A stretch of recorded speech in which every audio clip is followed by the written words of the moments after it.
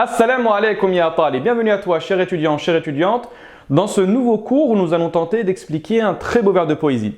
Ahmed Shawqi nous dit Tarkun nufusi bila ilmin wala adabin, tarkul marid bila tibbin wala asi.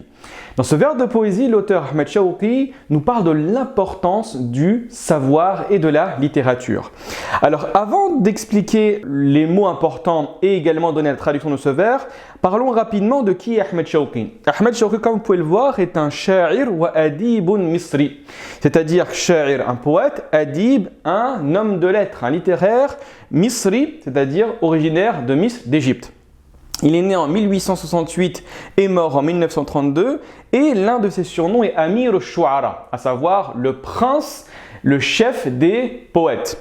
Il est connu pour Ishtahara bi-shi'r al-watani wa-dini, donc il est connu pour sa poésie autour du domaine religieux, mais également pour lié à tout ce qui est lié à la nation. Pourquoi? Parce que à ce moment-là, l'Égypte était sous l'emprise de la colonisation britannique. Très bien. Commençons tout d'abord avec l'explication du vocabulaire difficile. Donc vous avez trois mots importants. Tout d'abord le terme de adab, le terme de tib et enfin le mot le plus important, le terme de al-asi. Très bien.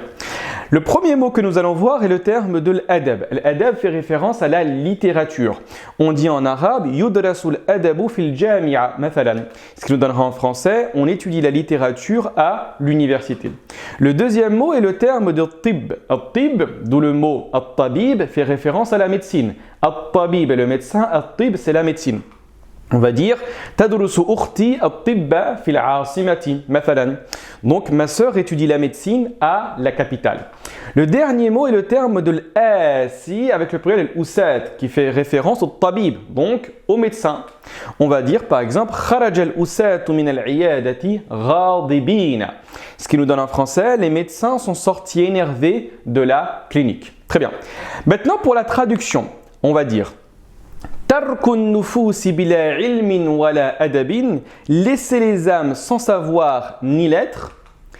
Tarkul maridi bila tibbin wala asin, c'est laisser le malade sans soin ni médecin. Voilà, nous sommes arrivés à la fin de l'explication de ce très beau vers de poésie. Barakallahu fikum, wassalamu alaikum wa rahmatullahi wa barakatuh.